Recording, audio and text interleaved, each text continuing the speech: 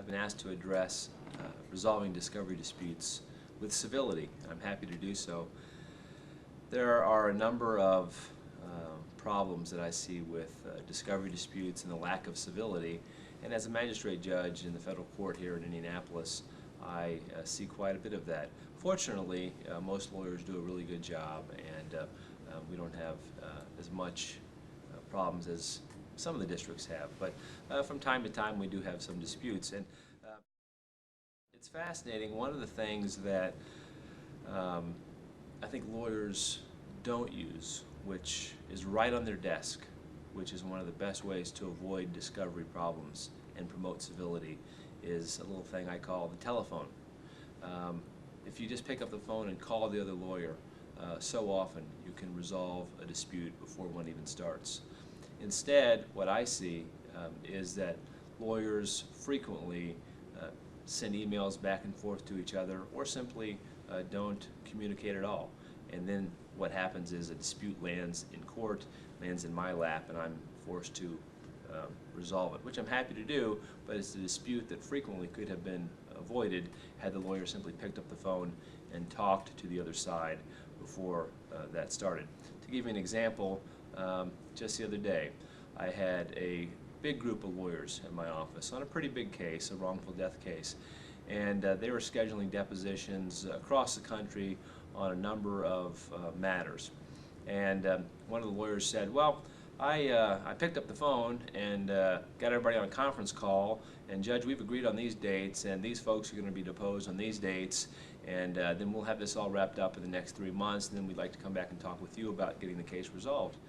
And I said, you did what? You picked up the phone and you talked to the other lawyers? And we had a good chuckle about that, because all of the lawyers had, of course, an experience where maybe the other side didn't pick up the phone.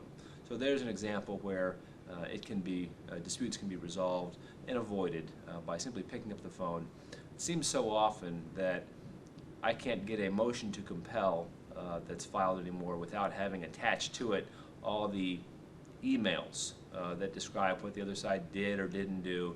And so there's so many of those email salvos that get sent back and forth.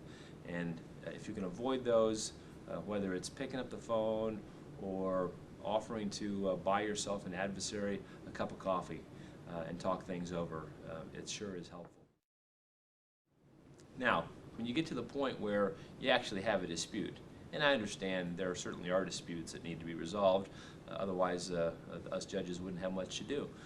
So there are disputes to be resolved, and when that happens, at least on the discovery end, what we've been doing rather successfully in the Southern District and elsewhere is to ask the lawyers to please contact the magistrate judges to discuss the dispute before filing a motion to compel. In fact, it was earlier this year that Local Rule 37.1 was revised, and I'm on the Local Rules Committee and was instrumental in raising that issue with the committee and saying, hey, why don't we do what some other districts have done and require the lawyers to actually contact the magistrate judge, and then we can have a phone call. And that's what we do. And so before that motion to compel gets filed, our local rule requires that the magistrate judge be contacted to see if the magistrate judge is available to have a conference with the lawyers. And I have found that in about 90% of the cases, the issue can be completely resolved right then and there, and it avoids a motion to compel. And that makes the lawyers happy, it makes the clients happy, and you know what, it also makes the judges happy when we don't have to resolve those motions with a big thick stack of papers. But I encourage you to do that. That's what the local rules require, and that's a recent change. I guess one last thought on civility is, we've been talking for a long time about civility, and it continues to be an important topic and one that's certainly important to me, but it's one that's important to lawyers everywhere, whether you're in Indianapolis or elsewhere. In fact, the American Bar Association was meeting this month, was meeting in August in Toronto at their annual meeting, and their keynote speaker was Justice Breyer, who focused his remarks on civility and the importance of civility. And he talked about how his colleagues on the bench in his 17 years, he never remembers anybody ever raising a voice with another colleague, despite some rather divergent views on how they think cases should come out.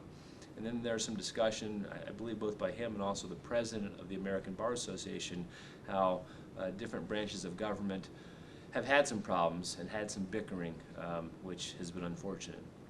It's easy to allow that to creep into your practice, and that's particularly so, I think, with the demands that clients put on lawyers and the demands that you have on yourself for business and the push to bill and bring in business and keep clients happy.